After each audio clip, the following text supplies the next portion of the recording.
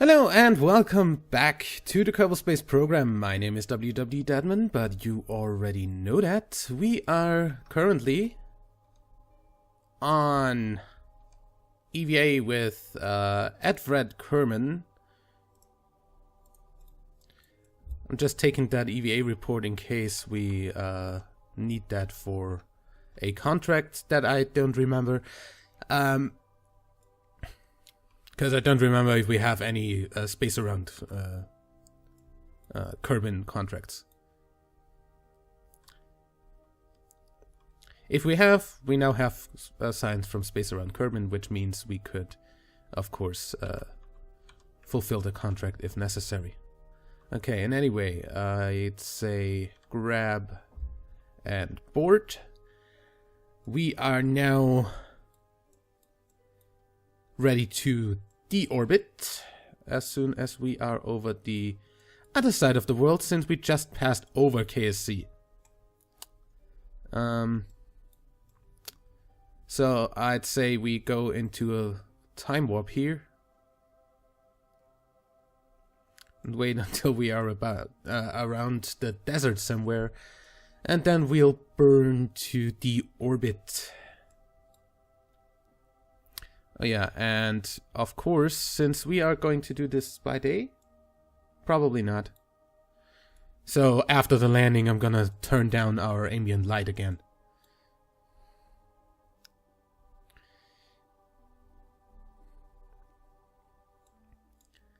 Okay. Apoapsis. And there comes the desert. What's that? Tylo? Uh-huh.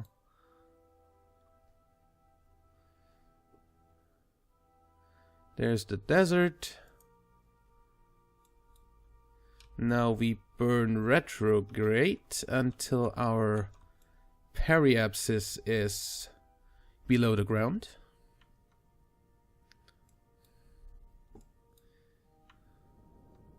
In fact, till our orbit hits somewhere in the ocean here, I'd say.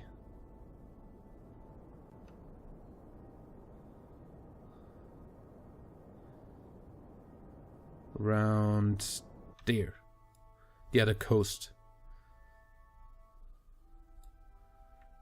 Maybe a bit more. Maybe in the middle of the ocean. And then we're gonna see whether this works as a deorbit maneuver. We have everything set up. We can just fast forward until we hit the atmosphere. Okay, hitting the atmosphere right before the mountain range. Just to make sure I have not thrust limited this engine, because I did that before and then ended up not having enough to actually do anything about my deorbiting. Do a little bit of time acceleration. I think we're coming down pretty close to KSC. In the water, but pretty close to KSC.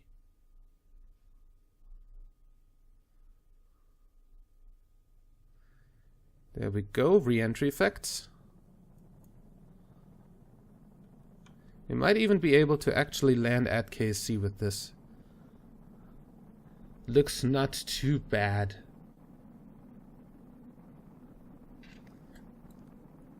And we are coming in over the runway, I think. Kinda.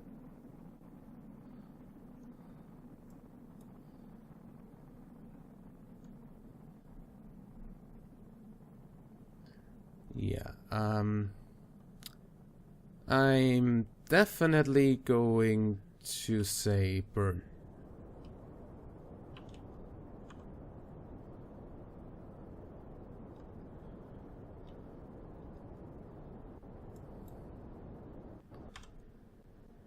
And this should be right where we want it. Okay, 10,000 meters. Actually, that might be a little bit short of where we want to go.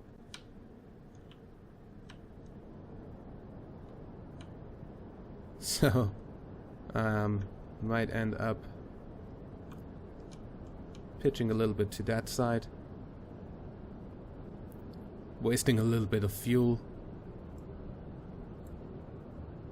Just to be able to, let's say, do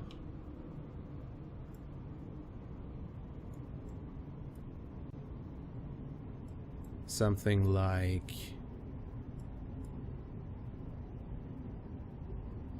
this.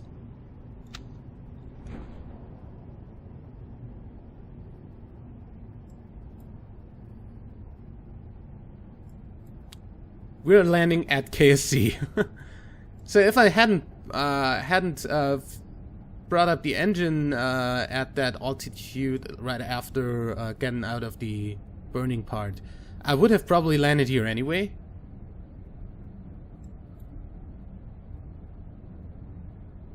So that's cool. Okay, SAS back on so we don't fall over on impact. And then let's go down to 0 on the surface. It should be about 60 meters above ground.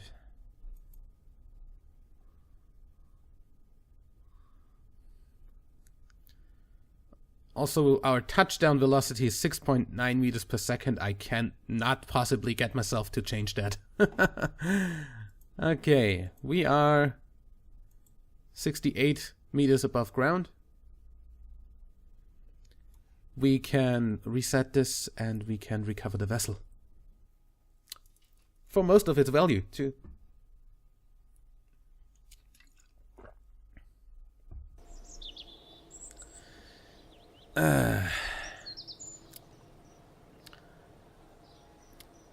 Yep, for 98% of the value. And we've done the rescue mission. Okay, contract complete. So let's have one look at our plant. Plant a flag on Duna. Okay, so that's never expiring, is it? Yeah, I guess that's something that we can do. Science data from space around Kerbal. I did not actually take that. That's nice. Okay, and anyway, we don't have anything to do here really in the next, like, few days. I said I'd do the test flight in this episode, but actually, I want to land our probes. Why the hell do you still have that? Huh. In any way, our Ike-lander.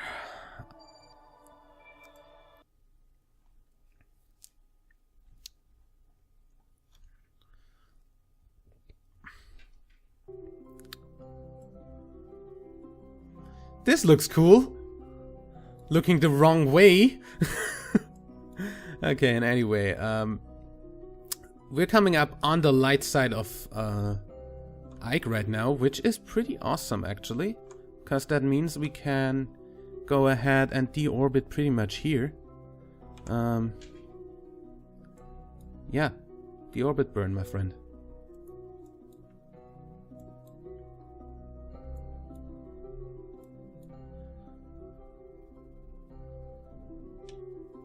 Nice here on the light side. Okay. Also, I will go ahead and say goodbye transfer engine. Goodbye orbital information, hello surface information. I'm dumping 3,000 meters per second of delta V. We still have 3,000 meters per second of delta V in this. Gear out. I said gear out. Thank you. And then make sure you get over to here. Oh yeah, I should probably throttle up or activate this engine.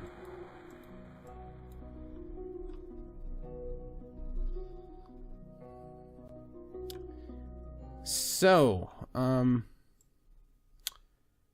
I think this is a pretty nice spot to land. We still see Duna in the sky, so how about I kill our vertical, our horizontal velocity.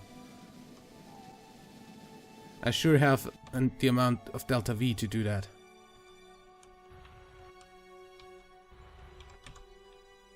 And now go straight down.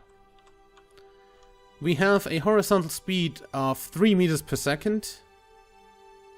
In that direction. That's 2. 2.5. Yeah, I think 2 meters per second, 2.4 meters per second of side drift are not too much of a concern. We're sinking with about 50 meters per second, and I think since we have like 2,800 meters per second of delta V within 48 seconds of burning, according to Kerbal engineer, I think we can go and time accelerate a little bit lower down to a terrain altitude of about 6,000 to 7,000 meters, and then slow down a bit.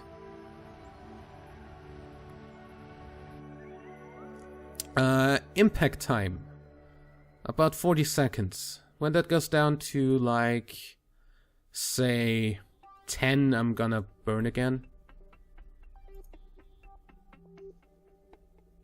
Well, let's say, and then it goes down to 15.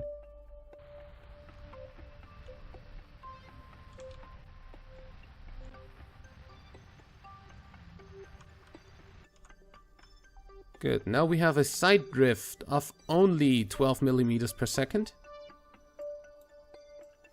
And we're coming down on the surface of Ike. For the first time in my life, I am actually landing something on Duna's moon.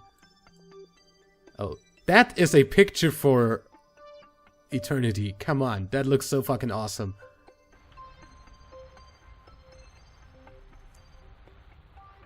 Slow down, 14 meters per second. Time to impact, 10 seconds. I have like no thrust and this thing still...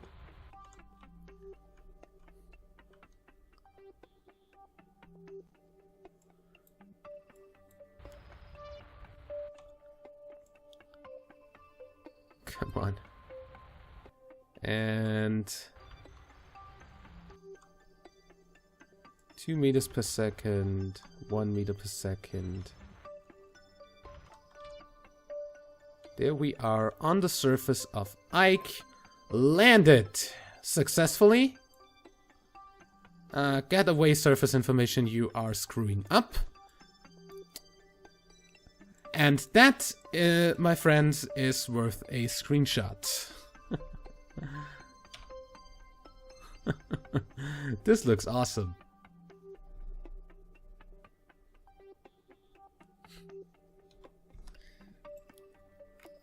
Okay, now let's go ahead and take a temperature data. Collected and recorded with temperature from the environment. 32 signs to send at home. And we don't have anything else to do, unfortunately. So we just got 32 signs from Ike. And we've completed Explore Ike, which gave us 226,500 Kerbal funds and 750 reputation on top of the parameters that we already did, which gave us 75 science and 75 reputation. That gave us a bunch of stuff. Wow. Okay, Ike-Lander 1 is done with its mission. Unfortunately, we don't have any biomes on Ike, or I would do some biome hopping. But, yeah. This is landed on Ike. This will stay here for eternity.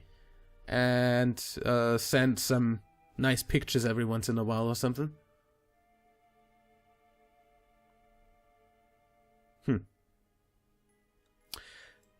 And it's always gonna see Duna like this because, of course, Ike is tidally locked to Duna. So, the second thing would be our Duna lander.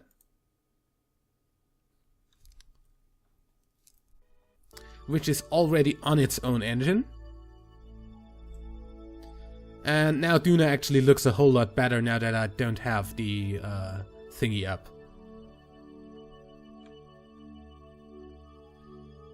The thing that does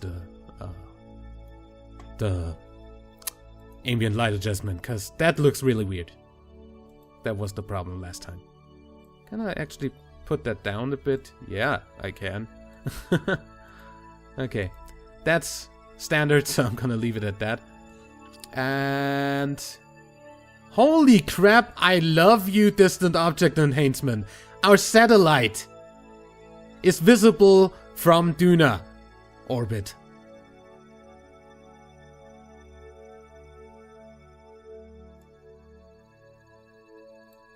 I love distant object enhancement. I just love it. What's that in the back there? Is that... Wait.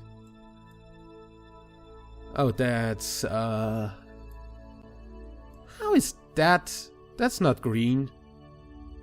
Oh wait, I can see actually the moons. Or is that the background? That... I think that should be... That's... I think that's Jewel there. And in that direction we have... Kerbin, and whatever is in that direction, that's Gilly. Okay, that's Eve. So Eve and Kerbin from Duna. Nice. And then that should be Elu.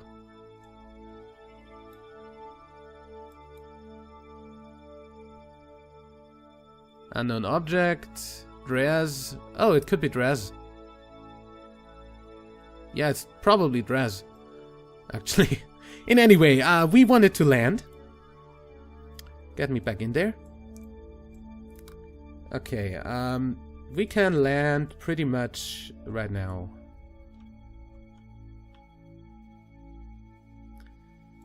Not caring about anything, really.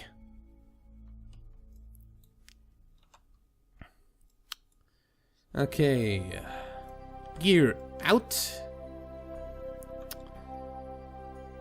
And then let's fast forward a bit. Oh, that's bad. Can I have those in a separate stage, please? I hope they work now.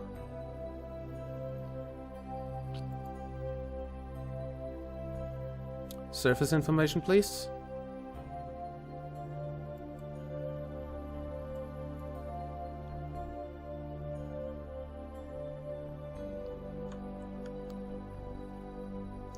You know, the thing is, on Duna you can pretty much go down straight and land like on a planet that doesn't have a atmosphere. See, that's the cloud layer. That's pretty, you know, that's the thick part of the atmosphere. Those mountains already pretty much out of atmosphere. Oh, and we are inside of Duna's atmosphere at 40 kilometers. Not that we actually experience any drag. We are still speeding up.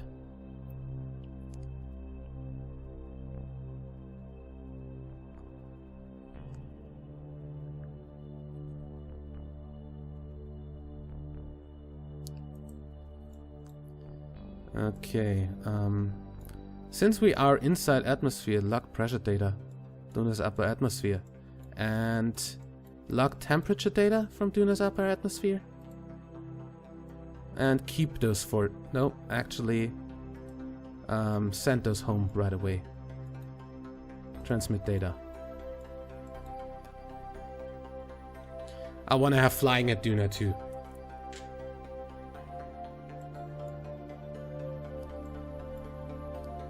Okay, coming down on what seems to be some kind of mountainous area.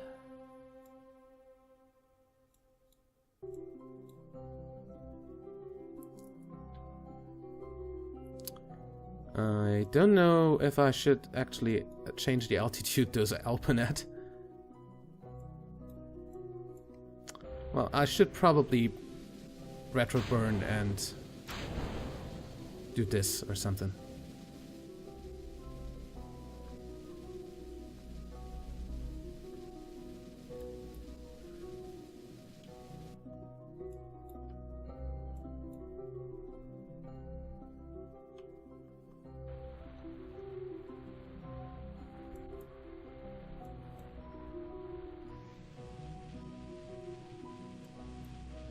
I want to be below 100 maybe if I... when the parachutes pop.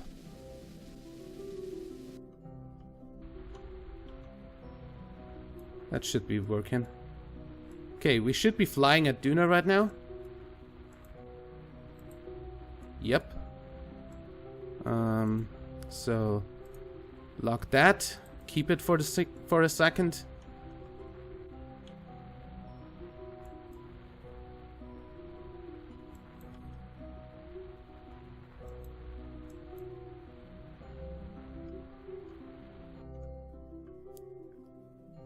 And that should actually be enough to... There we go. Turn off SAS for a second. Make this go this way and turn the SAS back on.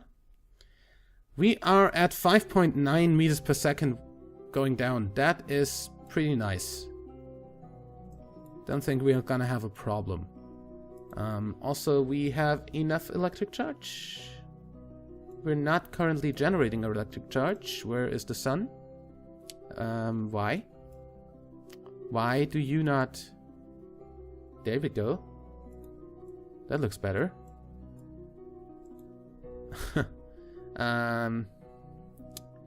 You can go ahead and transmit the data.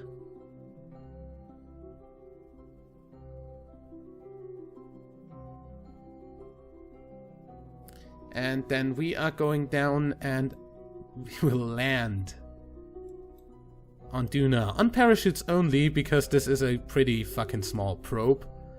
You see, we are almost at the ground. We are like 70 meters off the ground, and we are at a pressure that is equal to Kerbin's atmosphere at around 10 to 12,000 meters.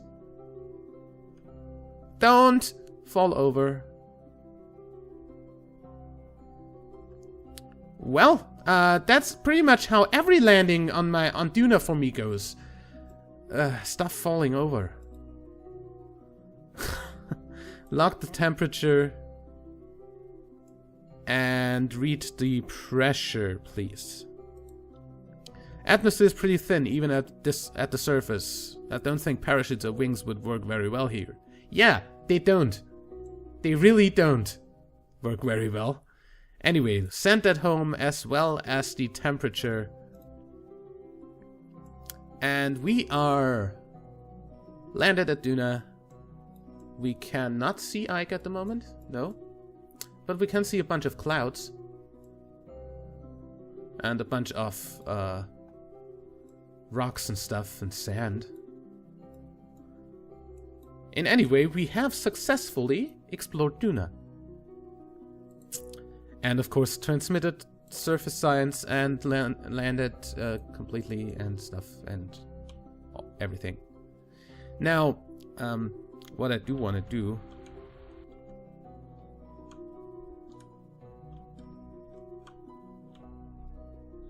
Okay.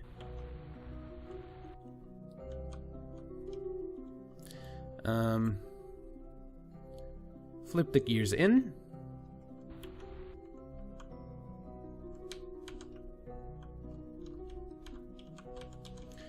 I actually wanna make you stand up.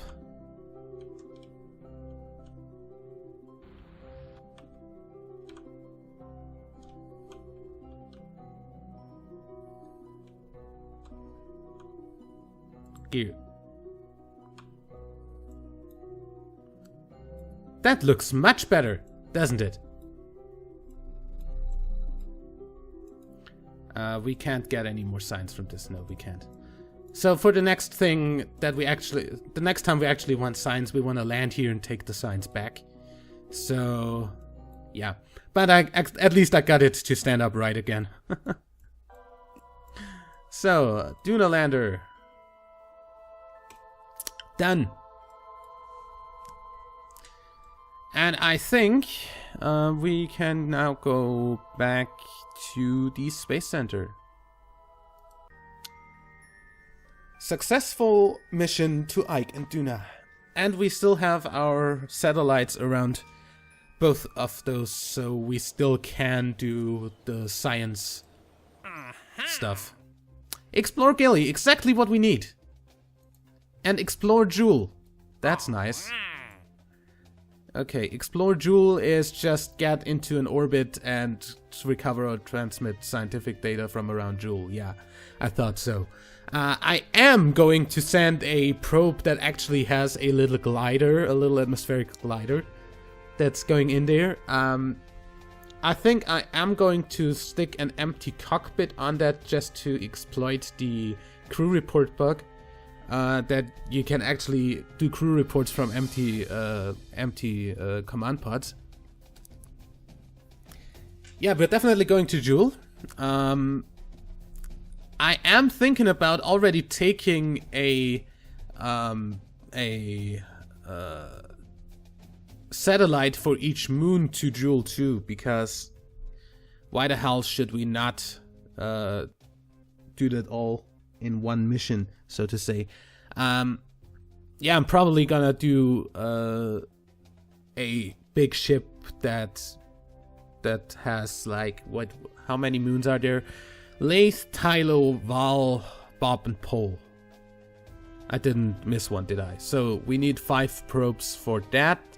Plus the 6th is going to be the one that orbits Jewel. And yeah, then the little atmospheric glider that goes into Jewel's atmosphere just for the science. And everything else is going to be in the all the satellites and land. Actually, I should probably do lander modules for those satellites too, because if we get Explorer that and that moon, I don't want to actually send another mission out there. I don't know yet. We're gonna try that. Explore Gilly, of course, pretty nice because we already have a Gilly lander and satellite going to Eve, so we can do that in one sitting as well. Okay, what we need to do now is do the flight over Kerbin stuff, and I'm gonna actually recover the science from around Kerbin real quick, since that's free. Space Lab 1. Fly.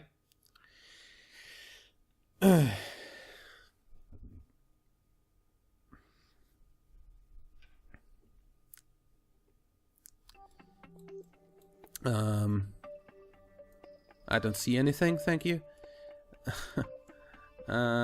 Give me that goo. Goo. Mystery goo. And just transmit it.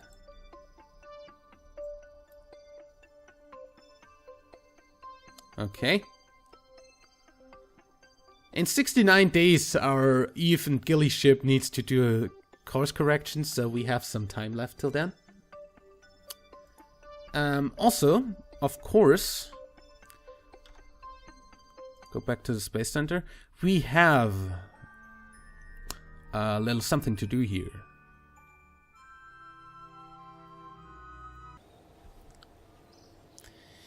We have a lot of science to give out.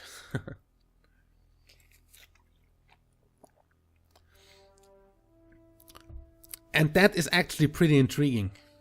I want the rapier.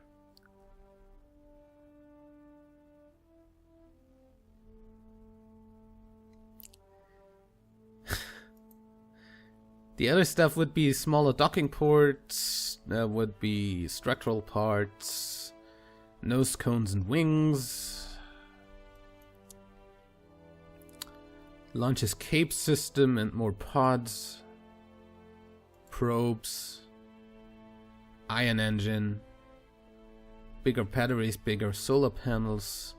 More science. And the rover wheels. I don't need rover parts. I think we're actually gonna go and take the Rapier engine. And then we're actually gonna go through these and see what else comes up. I don't really need these yet. Those cost again 550 science. Anyway. Now... transfer windows. We need a transfer window. Oh, wait. We need to do that here.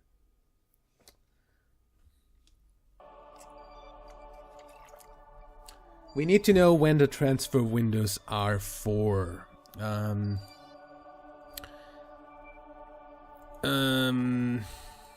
Kerbal to Duna, because we need to send a manned mission there, and we need the transfer window from Kerbal to Joule, since we need to fly our drones there. 101 days. That's not that far in the future. Actually, that's probably going to happen before our Even and Gilly ships arrive at Even Gilly.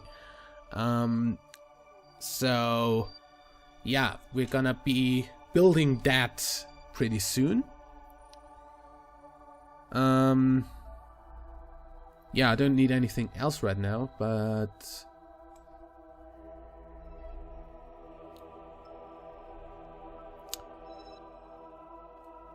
we're gonna back out of here, and next episode I'm actually gonna start by doing the